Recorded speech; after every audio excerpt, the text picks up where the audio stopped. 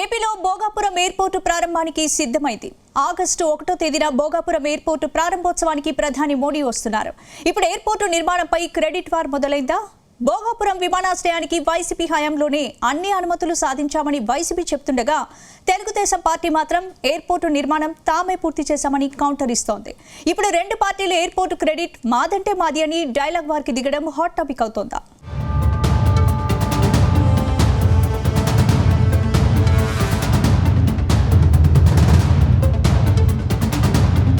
ఉత్తరాంధ్ర రూపురేఖలు మార్చబోయే భోగాపురం అంతర్జాతీయ విమానాశ్రయ ప్రాజెక్ట్ ప్రారంభోత్సవానికి రంగం సిద్ధమైంది.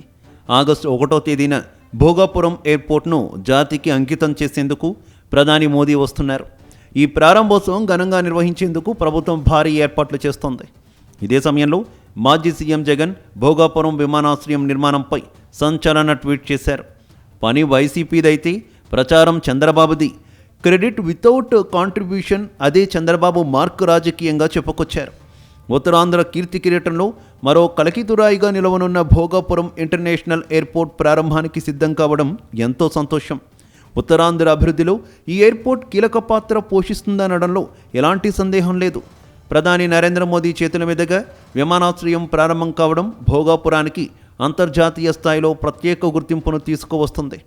తద్వారా దేశ విదేశాల్లో ఈ విమానాశ్రయం గురించి విస్తృతంగా తెలియడంతో వ్యాపార, వాణిజ్య, పర్యాటక రంగాలు మరింత ఊపందుకునే అవకాశం ఏర్పడుతుందని జగన్ వివరించారు.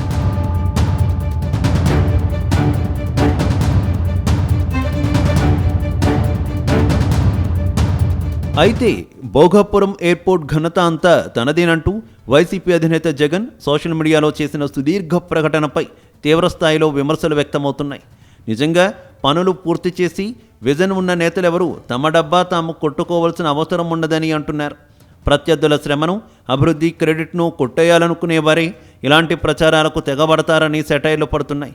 భోగాపురం ఎయిర్పోర్ట్ ఆలోచన నుంచి భూసేకరణ వరకు ప్రతి అడుగు సీఎం చంద్రబాబు విజన్ అని ఉత్తరాంధ్ర ప్రజలు మరచిపోలేరని కామెంట్స్ చేస్తున్నారు. గతంలో టీడీపీ ప్రభుత్వం ప్రారంభించిన భోగాపురం ప్రాజెక్టును అడుగడుగునా అడ్డుకున్నది స్వయంగా వైఎస్ జగనే అని టీడీపీ నేతలు చెబుతున్నారు. ప్రతిపక్షంలో ఉన్నప్పుడు ఎర్ర బస్సు రాని ఓళ్లకు ఎయిర్ బస్సులు ఎందుకని ప్రశ్నించింది వైసీపీ నేతలు కాదా అని ప్రశ్నిస్తున్నారు. సాయంత్రం అయితే విశాఖ ఎయిర్పోర్ట్లో ఈగలు తోలుకుంటారు అంటూ ఏవియేషన్ రంగాన్ని, ఉత్తరాంధ్ర భవిష్యత్తును గేలి చేసిన ఆయన పాత ప్రసంగాల వీడియోలు ఇప్పుడు నెట్టింట వైరల్ అవుతున్నాయి. అప్పట్లో భూసేకరణ జరగకుండా కోర్టుకు వెళ్లి స్టేలు తెప్పించేందుకు ప్రయత్నించడమే కాకుండా మేము అధికారంలోకి రాగానే ఆ భూముల్ని తిరిగి ఇచ్చేస్తామని రైతులను రెచ్చగొట్టిన జగన్ 5 ఏళ్ల పాటు అధికారంలో ఉన్నప్పుడు మాత్రం ప్రాజెక్టును మూలన పడేసి సెటిల్మెంట్లతో కాలయాపన చేశారని సెటైర్లు వేస్తున్నారు.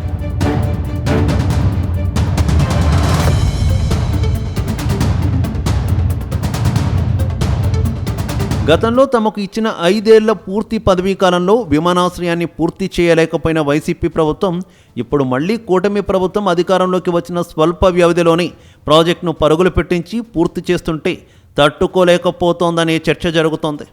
అయితే వైఎస్ జగన్ క్రెడిట్ అంతా నాది అని చేసిన ట్వీట్ల కింద నెటిజన్లు, విశాఖవాసులు ఆయన గతంలో మాట్లాడిన వ్యతిరేక ప్రసంగాల వీడియో క్లిప్పింగ్లను ట్యాగ్ చేస్తున్నారు. అప్పట్లో అడ్డుపడి ఇప్పుడు క్లైమ్ చేసుకోవడానికి కొంచెమైనా సిగ్గుపడాలి అంటూ సోషల్ మీడియాలో ట్రోల్స్ హోరెత్తుతున్నాయి. ఒకవైపు చంద్రబాబు నాయకత్వంలో కూటమి ప్రభుత్వం భోగాపురం విమానాశ్రయాన్ని పక్కాగా పూర్తి చేసి ఉత్తరాంధ్రను గ్లోబల్ మ్యాప్లో నిలబెడుతుంటే, మరోవైపు నాటి వ్యతిరేకతను దాచిపెట్టి క్రెడిట్ కొట్టేసేందుకు జగన్ తాపత్రయపడుతున్నారనే టాక్ వినిపిస్తోంది. మొత్తం మీద భోగాపురం విషయంలో టీడీపీ, వైసీపీ నేతల మధ్య క్రెడిట్ వార్ హాట్ టాపిక్ అవుతోంది.